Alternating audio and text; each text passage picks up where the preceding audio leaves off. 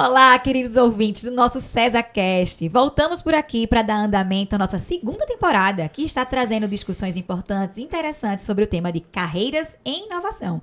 Como inovamos no que fazemos. Se você está chegando por aqui agora ou não trabalha conosco, prazer. Nós somos o Cesa, um centro de inovação que há mais de 2 décadas forma pessoas e potencializa as estratégias digitais de diversas organizações. No programa de hoje, vamos falar sobre como a carreira na área de tecnologia foi se modificando ao longo dos anos e como a pessoa que atua nesse mercado pode fazer para acompanhar essas tendências. Isso e muito mais após a vinheta. Vem que tá massa!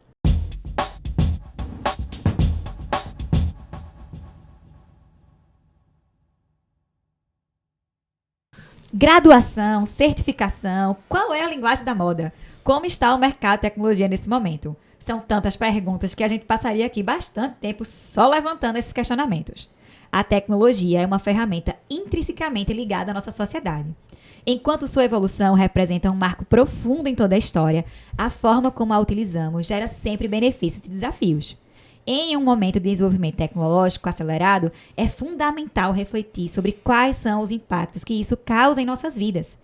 Seu avanço, como a internet das coisas, por exemplo, tornará nossas vidas mais agradáveis, possibilitando uma grande transformação em todos os setores. E para conversar sobre isso, estou aqui com 3 pessoas incríveis, mega importantes aqui no Cesa, para bater esse papo com a gente hoje. Tiaguinho Barros, Cris Apolinário e Luiz Araújo. Sejam bem-vindos, pessoal. Obrigada. Obrigado. Queria que vocês se apresentassem um pouquinho aqui, para os nossos amigos ouvintes conhecerem um pouquinho a história de vocês. Eu sei que vai ser um Senta que lá vem história. A gente está aqui com 3 pessoas mega importantes, como eu disse, de peso realmente aqui dentro do Cesa e no mercado aqui do ecossistema do Porto Digital como um todo. Queria pedir aqui para Tiaguinho se apresentar, para a gente poder conhecer um pouquinho melhor sobre ele. Bom, eu sou o Tiago Barros, mas todo mundo aqui me conhece como Tiaguinho, né, no Cesa. Estou no Cesa há quase 21 anos, é um bocado de tempo. Entrei aqui quando ainda estava na graduação. Sou formado em Ciência da Computação, fiz mestrado em Ciência da Computação também. E agora sou aluno do doutorado profissional da Cesar School. Entrei na primeira turma. Bom, nesse tempo eu trabalhei com diversas tecnologias e diversos projetos aqui no Cesa, né? Mas atualmente eu coordeno um grupo de pesquisa em Internet das Coisas, com o objetivo de construir uma infraestrutura para facilitar o desenvolvimento de soluções de IoT. Eu tenho 3 filhos, né? Pedro, Bia e Clara, e gosto bastante de música, gosto de cozinhar um bocado, então é isso que eu faço quando eu não estou trabalhando. Muito bem. E você, Cris? Eu sou formada em redes de computadores e tenho MBA também em redes. Tenho um pequenininho de 2 anos e meio. Morei na Polônia, que foi lá onde meu filho nasceu. Acho que foi uma das primeiras pessoas, inclusive, pelo Cesa, a trabalhar fora. Que foi um outro desafio, né? A gente, antes pandemia, a gente não tinha home office, essas coisas. Então, já começou aí uma certa inovação, né? Em 2019. Gosto de cozinhar bastante. Gosto também de assistir seriado, filme. Desaparecer um pouco da tecnologia, do trabalho do dia a dia. Ter esse equilíbrio, né? Exatamente, senão a pessoa enlouquece. Entrei no SES em 2007, na época que eu estava ainda na faculdade. Abriu vaga no projeto da Motorola. Acabou que eu entrei pelo time de suporte, como administradora de sistemas. Saí do Cesa para trabalhar com segurança. E depois eu voltei 2 anos depois. Trabalhei na Inloco por 2 anos. E voltei para o Cesa para trabalhar com DevOps. Ou seja, já é uma mudança de carreira, que é o que a gente já vai falar aqui, né? E hoje eu estou num projeto liderando o time de DevOps. Legal, Cris. Bem-vinda também. E você, nosso amigo Luiz? Então, primeiro me apresentar, né? Luiz, eu atuo aqui no Cesa na coordenação da graduação de design, também como coordenador do mestrado em design da unidade de Manaus e também num curso de especialização em design de interação, né? Eu acho que minha formação em design é desde que pequeno, né? Porque eu ficava desmontando e remontando coisas, né? Relógio, rádio da minha mãe. Então, sempre gostei de desconstruir e construir coisas, né? E atuo no César desde 2009, então parei de fazer conta, né? Eu me formei em 94, mas em 92 já trabalhava com design, então já parei de fazer conta, não faz tempo já, né? A Arca de Noé tinha acabado de chegar lá no monte, então já faz um tempo aí, né? Então cheguei em 2009 para coordenar o NAVE, né? Um projeto muito legal, né? E desde então atuo na parte educacional, na formação, dentro do capítulo design, né? Trabalhando com design essencialmente, né?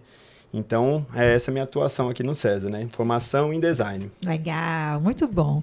Pessoal, como a gente percebeu, né, vocês têm uma bagagem bem bacana aí, que só na apresentação de vocês já é bem curioso, né? A gente já fica bem curioso de querer entender um pouquinho mais, né? Conta pra gente um pouquinho como veio o interesse de vocês para entrar nessa área de tecnologia, né? O que levou vocês a irem para essa área? Bom, no meu caso, eu quando era adolescente, né, fiz curso de eletrônica na escola técnica. E aí, quando eu passei nesse curso, um amigo do meu pai, que tinha me prometido um computador, me deu um computador, só que na época era um computador muito limitado. Né? Só para ter uma ideia, para quem conhece, naquela época, os computadores padrão eram os 386, né, que já são bem antigos. Mas eu ganhei um PC XT, ele era um 086, certo? E aí era um computador que, por exemplo, não tinha HD, né? A tela tinha um 320 por 240 pixels e 4 tons de verde. Então, como esse computador ele era muito limitado, eu precisava extrair o máximo dele para poder usar, né? E foi aí que eu comecei a investigar como é que eu poderia modificar para melhorar esse computador e aí entender como é que o computador funciona. E a partir daí eu percebi que podia programar, criar programas para aquele computador, para que ele executasse os outros programas de uma melhor forma. E foi a partir daí que por conta dessa dificuldade, desse desafio, que eu aprendi a programar. Então, quando eu fui fazer vestibular, né, eu já sabia que eu queria fazer computação, porque eu gostei bastante disso, né, dessa experiência em si. E aí fiz vestibular para ciências da computação e quando estava no 6º período, mais ou menos, foi quando eu entrei aqui no César. Então, o César é o meu primeiro emprego. Olha aí, 21 anos depois, 21 anos né? depois. Está aqui, que massa. E você, Cris, o que te chamou a atenção, assim, para a área? É a parte mais engraçada. Eu fiz vestibular para federal para entrar em direito. Eu queria ser advogada. Eu não passei. E quando foi no ano seguinte, eu não queria ficar parada, eu não queria perder o ano. Eu disse, eu vou numa faculdade particular, vou ver o curso mais barato que tiver, vou fazer um curso e no final do ano eu vou prestar vestibular novamente. Cheguei na Universo. O curso mais barato era redes de computadores e história. Eu fiz uma doleta. Caiu redes de computadores.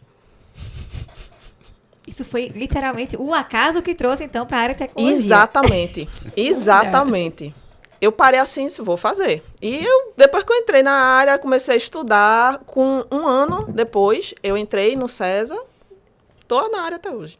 E você, Luiz, também teve aí um jogar de dados para decidir tua Não, vida? assim, eu me apaixonei a primeira vez quando eu fui jogar Pong, né? Então, 1978, alguma pessoa trouxe um joguinho Pong, um telejogo, né? Alguma coisa assim. E eu fiquei apaixonado por aquilo, eu fiquei encantado, porque aquilo eu falei, não, isso aqui é um divisor de águas, né? Isso daqui, né? Porque tinha filme de ficção, né, e tal, mas aquilo ali realmente trouxe uma paixão, né? Então, bem antes, na pré-história ainda, né, usava programas em fita cassete, né? Então mexia e tal, mas era muito difícil, assim. Mas eu também gostava da área criativa, assim, e eu tinha esperança que algum dia aquilo pudesse ser usado, né? Aquele filme Tron me impressionou muito, né? Eu falei, um dia vai ser assim, né, tal.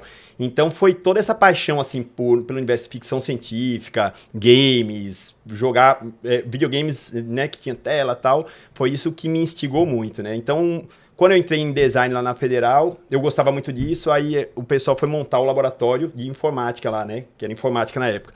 Aí o coordenador olhou pra mim e falou, tu fala inglês, né? Eu falo, falo. Ele, tu gosta de computador, né? Gosto. Ele, ajuda a montar aqui, tu agora é o monitor. Aí eu, beleza, então vamos nessa. E aí, a partir daí, assim, eu comecei a ficar atento a esse universo de tecnologia, assim, e percebi que aquilo ali era importante pra gente, que era o caminho futuro mesmo, assim, né? Dentro do que a gente atuava, tinha já um caminho já muito bem esboçado pra gente avançar. É bem legal isso que você traz, Luiz, porque uma das características que a gente busca em um profissional que atue dentro da área de tecnologia é justamente essa curiosidade, né?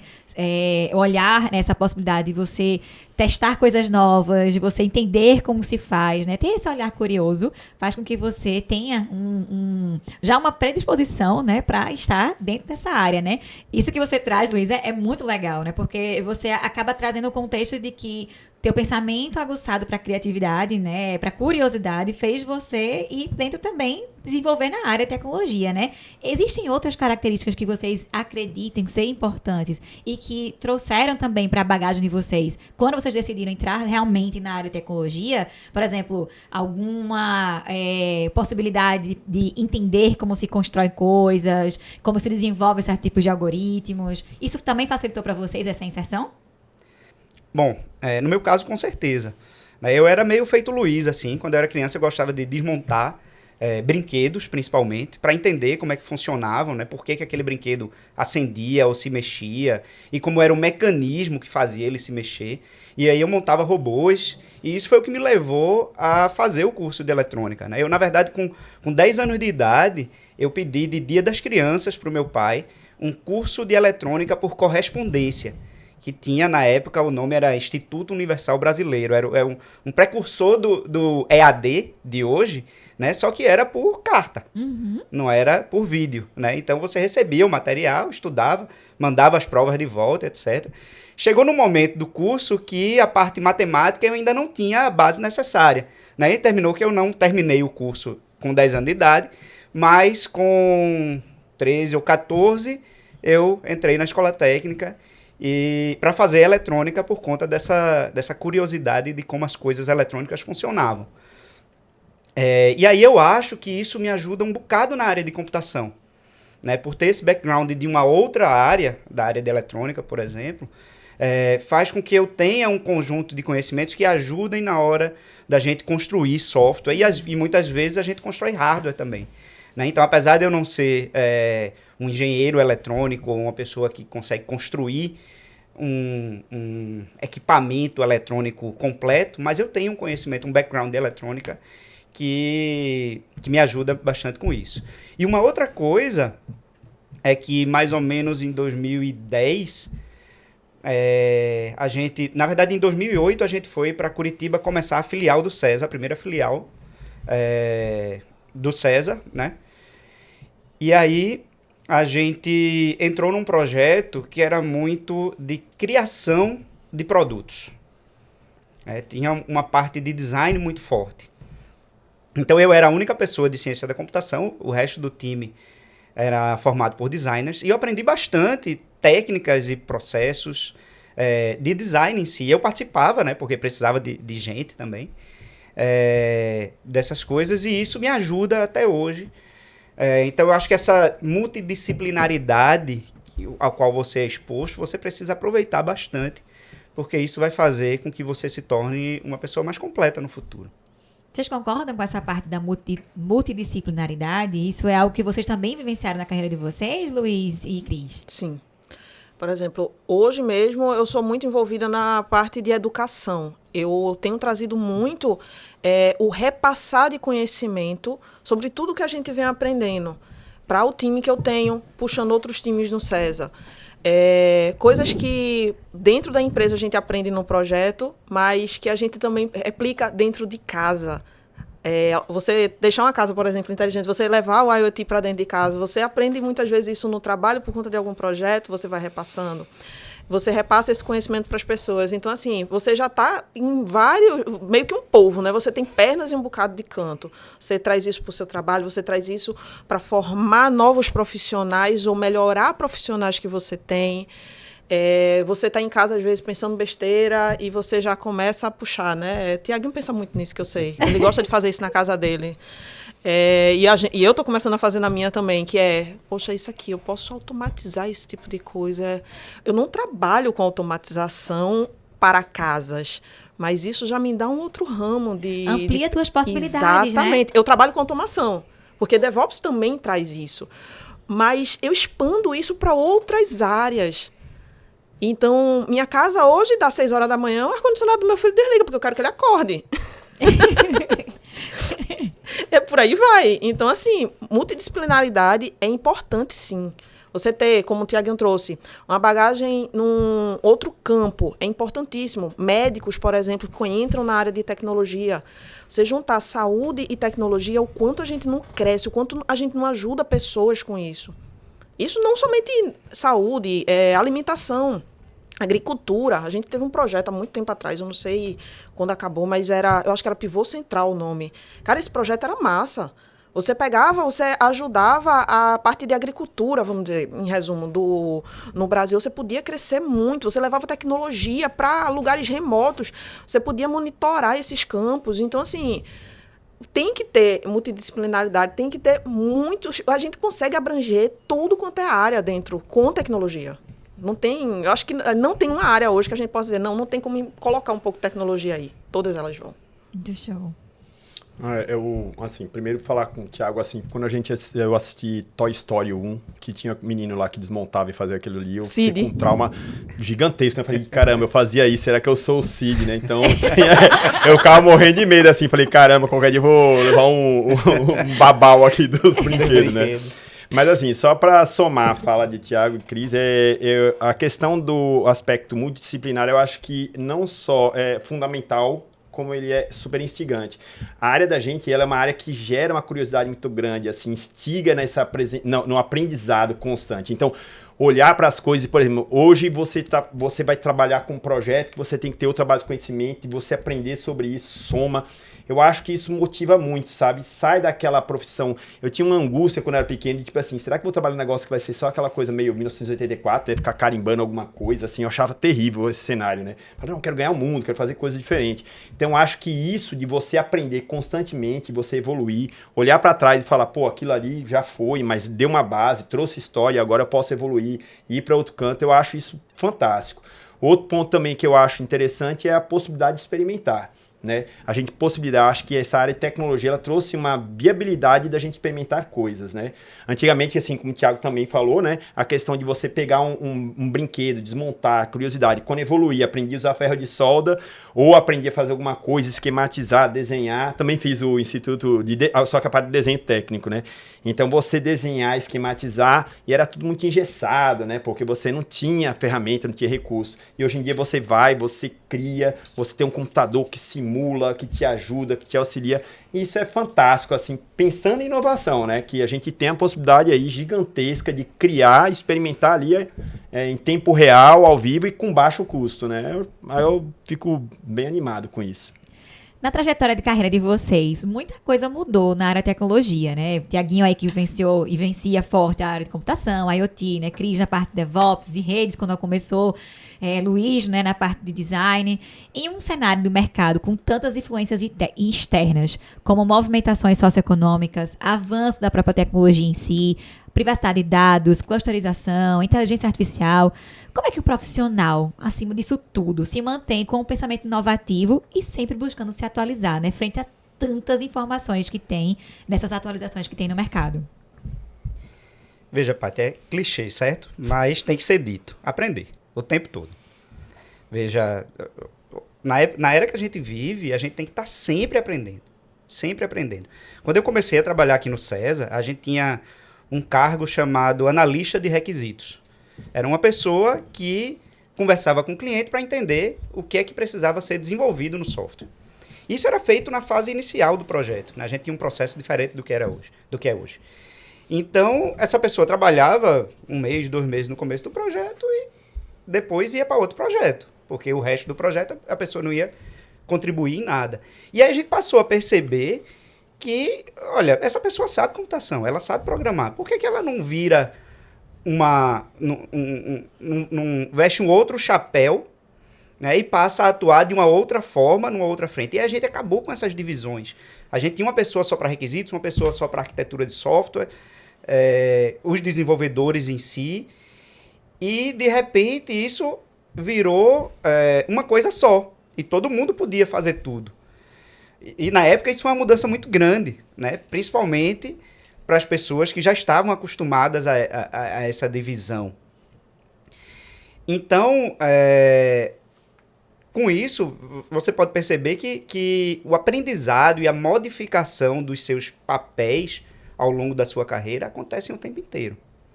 Né? O tempo inteiro você vai estar trabalhando com novas tecnologias. Né? Quando eu comecei aqui, por exemplo, eu programava bastante em C. Certo? Depois de um tempo, a gente começou a fazer muitos projetos com Java para celulares. E a gente precisou aprender Java para celulares. Depois a gente começou a fazer projetos com Cloud Computing. A gente precisou aprender a infraestrutura de cloud. Então eu já trabalhei e depois eu voltei para projetos com sistema embarcado e precisei programar em Assembly, que é uma linguagem bem mais baixo nível do que C, inclusive. Né? Então, essa dinâmica toda faz com que você tenha que estar sempre disposto, né, a encarar o que vier pela frente e aprender as novas tecnologias. Muito show. Isso que o Tiaguinho falou, realmente, eu endosso porque não tem para onde correr. É como eu falei ainda agora, né? A gente está sempre pensando na educação, no aprender, no repassar conhecimento. Isso realmente não tem como fugir. Todo mundo que quer evoluir em qualquer área, ela vai ter que pensar em estar se atualizando sempre. Não somente vendo o mercado, mas indo em cursos, procurando ver o que vem acontecendo. Sobre a mudança, por exemplo, no meu caso, eu comecei como estagiária aqui em redes de computadores. Então, eu estava num time de suporte, cuidava de um switch aqui, um problema ali no Firewall e por aí ia. Estou resumindo bastante. E a coisa ela foi evoluindo. Eu fui passando a cuidar de sistemas. Por quê? Porque o time de desenvolvimento precisava disso, então eu tinha que começar a entender os sistemas que eles precisavam para poder dar suporte a eles. A coisa foi crescendo, a gente passou a não ter mais somente uma infraestrutura dentro de casa, a gente passou a ter infraestrutura na nuvem. Que bicho é esse? Vamos lá, vamos tentar ver. Veio a Amazon, veio o GCP, veio o Azure, tem um monte aí no mercado. Então, eu tenho que entender um pouquinho de cada, a gente vai crescendo. Antigamente a gente fazia shell script, era bash para cima para baixo. Hoje em dia a gente usa Python para poder fazer as coisas, a gente usa ferramentas de automação. E tudo isso é só uma evolução do que a gente era. Eu brinco até dizendo que DevOps hoje em dia, por exemplo, é um administrador de sistema com mais poder, minha gente. Mas no final das contas a gente só pegou mais ferramentas, a gente evoluiu tudo que a gente fazia. Mas na essência a gente é a mesma coisa. Mas a gente pegou o que o mercado foi trazendo, as necessidades, para poder a gente ter mais tempo, inclusive, para fazer outras coisas. Quando a gente pensa, por exemplo, num cenário de nuvem, que eu já ouvi muita gente ter até certo receio, mas na nuvem talvez seja mais caro e tal. Às vezes isso é mais barato porque você está abstraindo tanta coisa que um outro grupo de pessoas está fazendo e você vai poder focar naquilo que você realmente quer. Isso é você evoluir.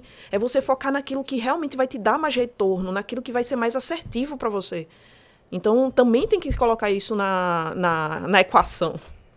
É muito importante, né?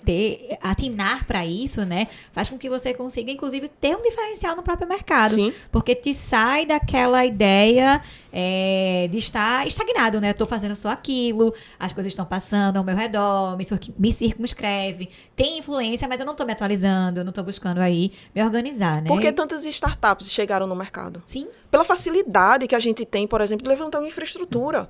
A gente levanta rápido, a gente levanta fácil esse tipo de coisa. Então, muitas empresas cresceram porque o mercado de tecnologia tem tanta empresa. Porque a Nubank não seria o que ela é hoje, por exemplo, se não fosse nuvem.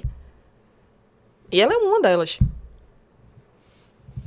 Assim, eu acho que importante para o profissional hoje, acho que 3 pontos são bem importantes, assim, né? Dentro desse cenário assim, de tecnologia, de inovação constante, desse volume de informação. É o senso crítico, compreensão ampla e trabalho em rede, né? O senso crítico, mais uma crítica bem fundamentada, né? Entender mais ou menos o que tem esse volume de informações. Hoje mesmo eu estava orientando uma estudante e aí ela tem uma pretensão absurda de entender de um universo gigantesco. Eu falei, olha, você não vai conseguir isso. É importante que você entenda alguma coisa aqui. Esse ponto é principal e o resto você entenda para poder dialogar. Então, eu tenho uma compreensão ampla para, por exemplo, trabalhar em rede. Né? Por exemplo, eu não domino tal assunto. Eu entendo mais ou menos como é que funciona, mas eu chamo outra pessoa para trabalhar comigo. A gente não trabalha mais sozinho. Então é importante esse tipo de articulação. Que antigamente a gente tinha, né, uma questão da pessoa que conseguia montar tudo, o gêniozinho que fazia tudo. A gente não tem mais, porque a complexidade é muito grande e a gente precisa trabalhar com outras pessoas. Então, ter um senso crítico apurado, ter uma compreensão mais ou menos geral daquele cenário como um todo, para poder articular com outras pessoas, outros atores, para poder desenvolver alguma solução que atenda às necessidades das pessoas, né? E Então, que acho é que segue por um aí. estereótipo até engraçado, né? Porque quando as pessoas pensam na área de tecnologia, acabam pensando naquele velho estereótipo da pessoa nerd lá, na dela, sem conversar com ninguém. E é completamente o oposto nisso quando a gente vai na prática, né? O Luiz falou algo que é incrível. A gente fomenta muito essa ideia de se colaborar em rede, né? Você trabalhar de uma forma colaborativa, trocar muito em conjunto. Até porque como é que você também vai se desenvolver se você também não troca experiência com outras pessoas, né? E quando a gente está dentro de um projeto, aqui no César, por exemplo, as nossas equipes, elas têm os perfis multidisciplinares justamente por conta disso, para que quando a gente vai fazer uma entrega para um cliente, a gente tenha diversos olhares para aquele problema e que consiga atingir de uma forma até mais bacana numa possível solução, né? Isso é muito massa. E algo muito em alta, né, a tecnologia de negócios, inclusive. O termo vem justamente para coroar essa nova era do mercado, na qual as empresas enxergam a tecnologia como parte do seu DNA. Isto é, os negócios são criados com base nas tecnologias e não o contrário. Quais os impactos que essa mudança de mindset tem no mercado para vocês? E como é que as pessoas colaboradoras também sentem com isso? Eu agora? Sabe? Tô pensando aqui. Acho que muda um pouco a dinâmica de como as coisas funcionavam e como elas devem funcionar, certo? Eu acho que ela traz uma provocação de que a gente demanda essa atenção, essa observação e não ficar colocado numa zona de conforto. Entendeu? Então, acho que isso é extremamente importante, essa visão um pouco mais ágil, né? Uma visão mais dinâmica, essa observação constante, observar o movimento das pessoas, né? Como elas estão atuando, né? Antigamente era muito impositivo, né? Assim, o mercado trazia algo e levava para as pessoas. Hoje as pessoas demandam coisas do mercado. Então, acho que traz uma visão diferente do que a gente tinha no passado e essa provocação é legal para gerar artefatos, produtos, serviços mais inovadores. Inclusive, novas possibilidades de trabalhar, né?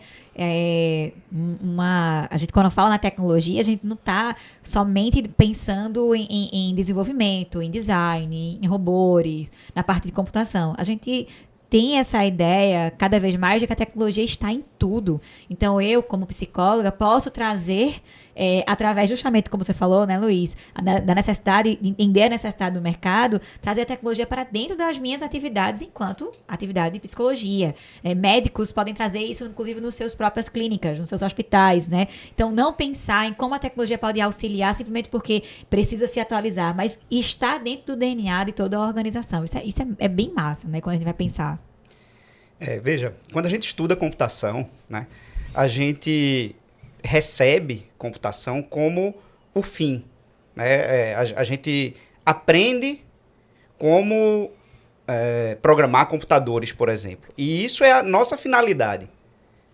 Mas, e isso faz com que, quando a gente está aprendendo, a gente pense na tecnologia pela tecnologia simplesmente. Por que você vai fazer isso aqui? Porque eu posso. Porque é legal, porque eu consigo construir, ou eu quero provar que eu consigo. Mas, e essa mentalidade eu acho que pautou o avanço tecnológico durante muito tempo. Mas hoje, o desenvolvimento tecnológico, ele é muito pautado pelas nossas necessidades. Né? E não pela tecnologia pura e simples, por si só. Né? Então, essas demandas, né, que a gente pode traduzir como demandas do mercado, mas na verdade são demandas das pessoas, né, é que impulsionam e fazem com que a tecnologia avance em determinados sentidos. Né? Então, por exemplo, na área de internet das coisas, quando se começou a falar bastante, né, lá em 2015, tinha um hype muito grande de que a IoT ia resolver todas as coisas do mundo, de que a sua geladeira ia comprar cerveja automaticamente, nunca mais ia faltar cerveja na sua casa. Veja, tem diversos casos de uso para IoT que não se concretizaram simplesmente porque não era uma necessidade das pessoas.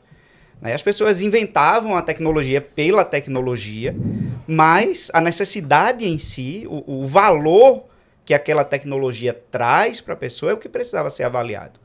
Então, eu acho que ultimamente, a maioria das empresas está pensando dessa forma. Está pensando qual é o valor que aquela tecnologia traz, por que aquela tecnologia é importante, para a partir daí avançar e desenvolver produtos e serviços usando essas tecnologias. Eu acho que a pandemia aflorou muito disso. Porque, por exemplo, eu acho até 2019, você via que muita coisa, a gente que está na área, a gente pensava, caramba, isso podia ser um sistema, isso podia estar disponível. Tenho certeza que quase todo mundo pensava isso. Chegou a pandemia e, magicamente, tudo isso apareceu. Ou boa parte disso apareceu.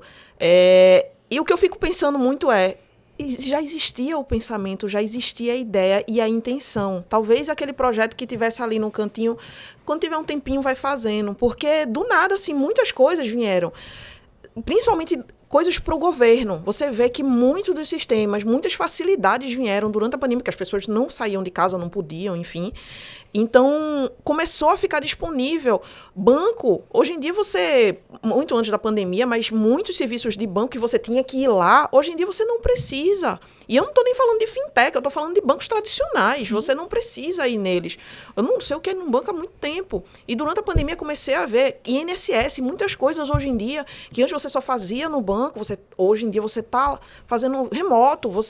Isso tem facilitado muito das pessoas que têm uma condição financeira até, que parece até uma besteira, mas às vezes a pessoa tem que vir para a capital para resolver uma coisa, ela mora no interior. Então, quando a tecnologia ela vem para atender realmente a necessidade, então isso facilita e faz com que essa distância seja irrelevante. Facilita para todo mundo. Isso acontece muito aqui, acontece lá fora. Eu lembro que durante o período da pandemia, eu estava grávida e as minhas consultas eram remotas. Eu não precisava me expor para poder ir até um consultório, essa coisa toda, e funcionou muito bem. Antigamente, isso não aconteceria, um pré-natal remotamente não ia. Então, assim, realmente, eu percebo que a pandemia aflorou muito isso, mas eu percebo que as pessoas estão continuando com isso, e isso é legal, porque a gente tem, assim, a tecnologia, eu não consigo ver limites para ela. Então, eu acho que a gente tem muito chão ainda para evoluir, muito mesmo, e a gente pode aproveitar isso. É só a gente agora começar a usar a imaginação, talvez pesquisa de mercado, principalmente com aquelas pessoas que a gente não tem convívio, a gente no centro da cidade, na capital, a gente tem certas facilidades que a gente não enxerga quando a gente vai para uma cidadezinha aqui do lado, por exemplo. Você começar a conversar a parte de educação, por exemplo, também. Tem muita gente que não tem certos acessos. Sei lá, a gente tem internet fácil aqui, mas lá no interior talvez não tenha. Então, quando esse pessoal começar a ter acesso à internet de verdade, com qualidade, eles vão começar a ter acesso às outras tecnologias que vão facilitar. Quantos hospitais estão aí com filas e filas que poderiam estar sendo atendidos remotamente, mas lá às vezes não tem uma conexão com a internet. E o contexto da tecnologia de mercado é justamente levar esses questionamentos, né? É você entender que existe essa possibilidade de trazer essa melhoria e tentar buscar como é que um negócio pode se adequar a isso, né? E gerar um novo contexto, um novo nicho, inclusive, de atuação, né? Isso é incrível, né?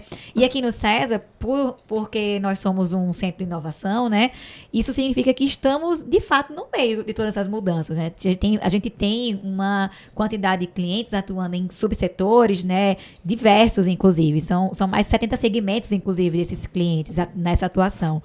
Como é que vocês acreditam que a gente tem acompanhado, enquanto instituição, tudo isso, né? essas mudanças ao longo do tempo, através na área de tecnologia? E como é que a gente se desenvolve de forma positiva a partir de tudo que está acontecendo? Veja, do meu ponto de vista, o César começou, né, desde o começo, antes do... o precursor da César School era o César Edu, certo? Sim. Antes do César Edu, o César já era uma escola. Né? Então, as pessoas aqui, estavam muito... Como é que eu posso... Deixa eu encontrar um termo legal. As pessoas aqui estavam muito antenadas, né, no que estava acontecendo de evolução tecnológica. Né? E muita gente estava aprendendo muito rápido também. Né? Então, eu acho que dessa forma é que a gente conseguiu evoluir para atender às demandas desses diversos setores com as mais variadas tecnologias. Né? Então, se você pegar uma pessoa que trabalha há algum tempo no César, você vai ver que ela trabalhou com diversas tecnologias diferentes, que aprendeu ao longo do caminho porque foi necessário. Né? Um ponto que Cris falou antes, a necessidade é que gera essa oportunidade de aprender, né? É que gera a oportunidade de você criar novos produtos, de criar novos serviços. Então, essa necessidade é o que direciona o aprendizado e a evolução como um todo.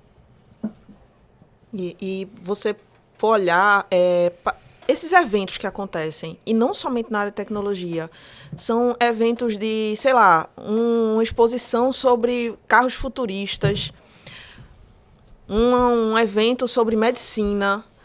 Isso, você participar e você começar a se infiltrar, por assim dizer, nesses eventos em áreas diferentes, agricultura, você começa a ver, quando você tem um olhar, por exemplo, estou no meio da tecnologia, estou vivenciando isso todo dia, você começa a entrar nesses meios, você para e começa a pensar, você viaja. Porque você olha e faz, cara, a gente podia talvez pegar aqui, juntar com o fulaninho, eu acho que o fulaninho pode ajudar nisso aqui, que tal a gente começar? E aí é onde vem inovação, quando você sai da sua caixinha de computadores, por assim dizer, e começa a ver o mundo real, você começa a ver o que tem no mercado e onde que eu posso aplicar isso que eu venho aprendendo. A inovação vem aí. Então, a gente participar de eventos de tecnologia é muito legal, mas a gente começar a olhar outros eventos em outras áreas faz com que aí sim venha a inovação. Porque a gente vai atender às necessidades do mundo. Não somente aquela evolução de, sei lá, de uma linguagem ou algo do tipo.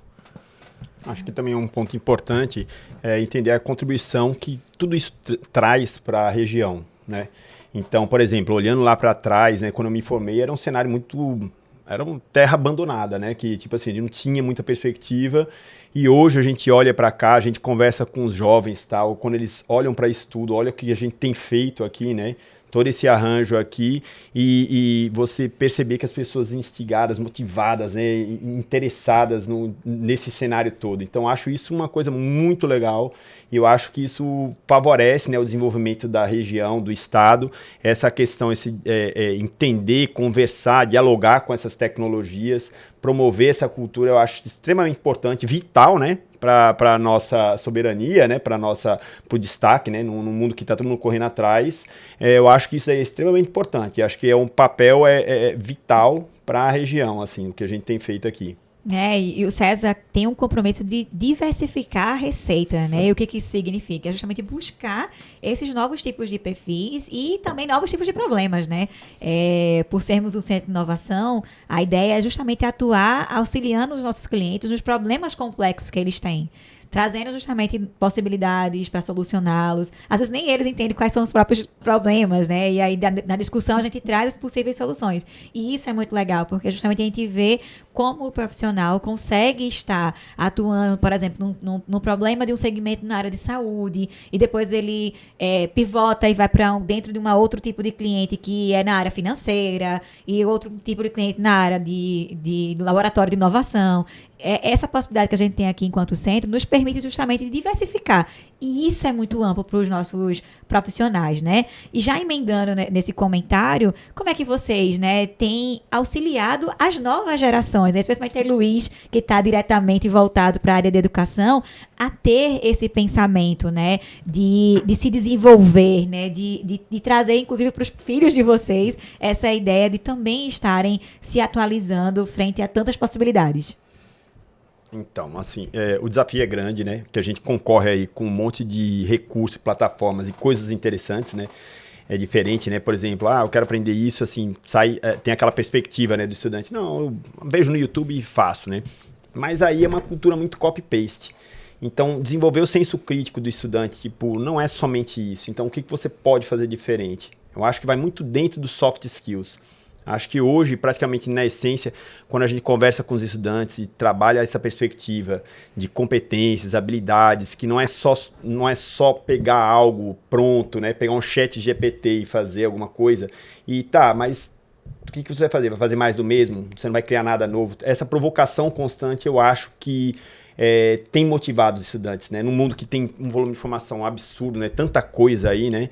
Então, acho que isso instiga as pessoas, esse movimento de criação.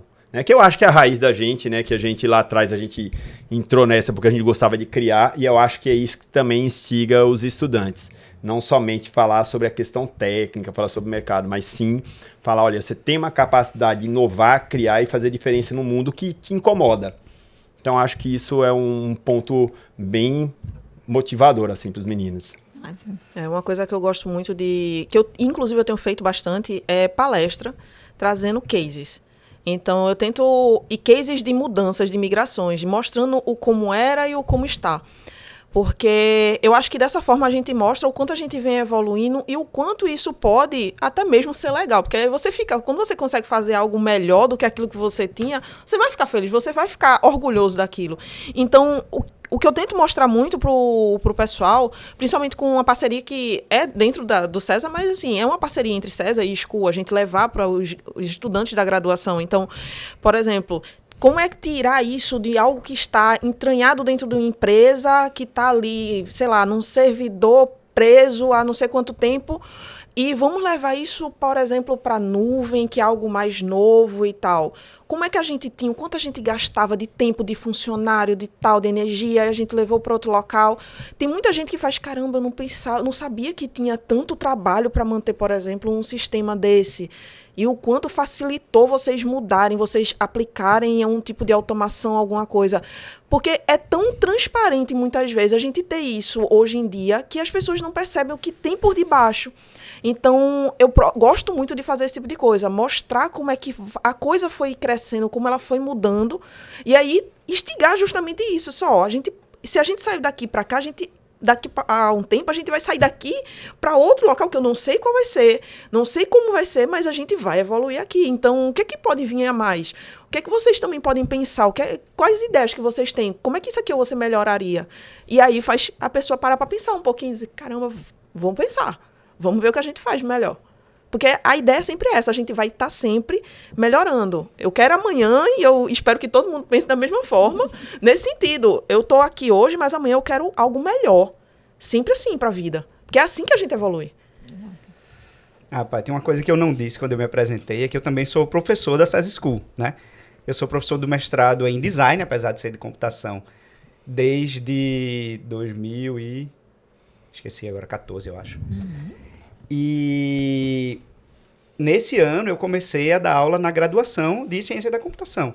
Legal. Né? Comecei agora, esse semestre, e aí é uma coisa completamente diferente da pós-graduação, né? E aí um dos alunos me parou depois da primeira aula e de me apresentar e tal, e perguntou, professor, qual é a stack que eu devo aprender agora? Né? É uma pergunta... bem, eu acho que está bem no topo da cabeça deles, né? O que muito eu preciso, recorrente mesmo esse pensamento, O que é que eu preciso saber para eu conseguir um estágio, né? Para avançar na carreira? O que é que eu tenho que aprender agora? E aí o que eu disse para ele foi, cara, você tem que aprender a disciplina do seu período. Você tem que aprender o que você está estudando agora na faculdade. Porque isso é o que vai lhe dar a base sólida para você trabalhar com qualquer stack que venha a aparecer quando você começar a trabalhar. Né? Então, eu acho que é um recado bem importante, né, para a galera que está começando agora. Eu dou aula para o segundo período, certo? Então, são os meninos que estão começando agora na graduação. Né? Eu acho que é um recado bem importante para eles, é que valorizem essa base de conhecimento, no nosso caso em computação, que você está recebendo agora na graduação, porque isso vai te dar todas as ferramentas para aprender qualquer coisa no futuro.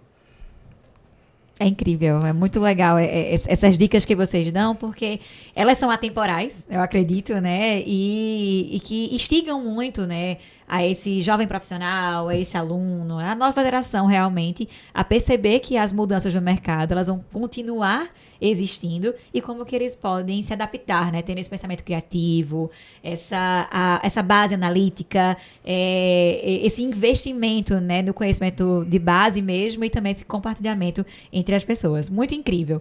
E para a gente poder encerrar, queria que vocês trouxessem aqui para vocês, na carreira de vocês, o que mais marcou? Qual foi a situação, o evento que mais marcou através desse tempo que vocês têm de história e que também é um marco talvez para a área de tecnologia? O que mais marcou para vocês em relação às suas carreiras?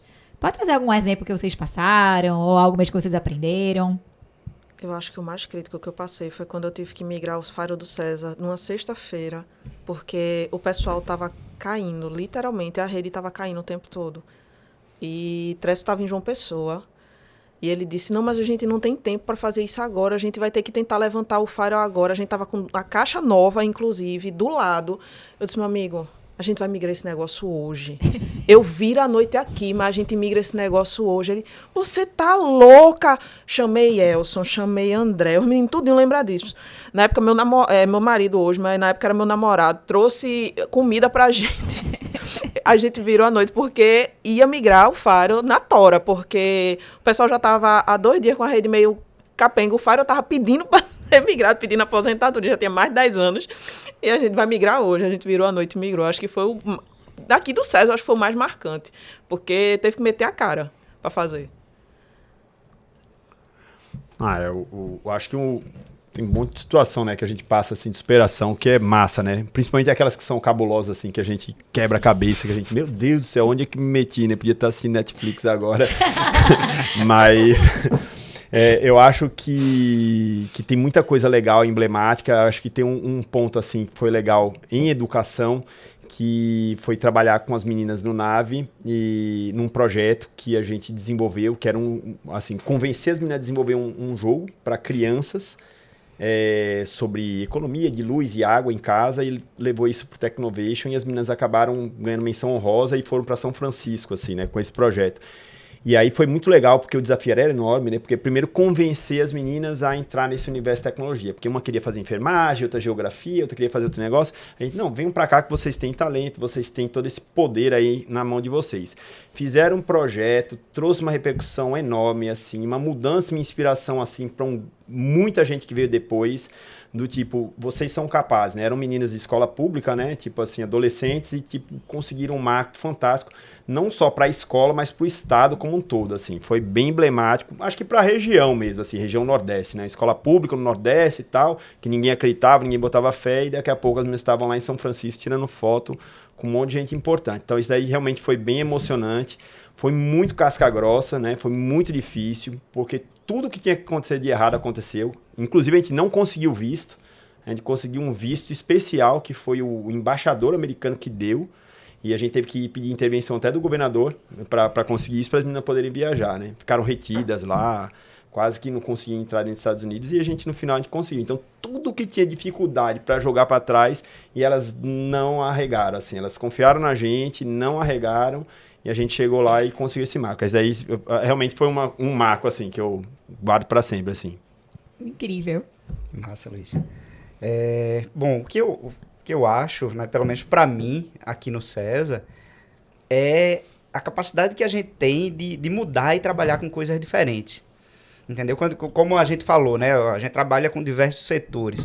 Poxa, quando eu trabalho num projeto, sei lá, da área financeira, você termina aqui e aprende bastante como é que a área financeira funciona, como é que funcionam os bancos, como é que funcionam os sistemas dos bancos, etc. Quando a gente desenvolve projetos para celulares, você aprende como é que uma empresa que faz celulares funciona, e como é que o software dos celulares funcionam também, né? E aí a gente trabalha com projetos, sei lá, de robôs, de inspeção de linhas de energia. E você vai precisar aprender como é que um helicóptero voa, né? E como é que um robô funciona, um drone funciona.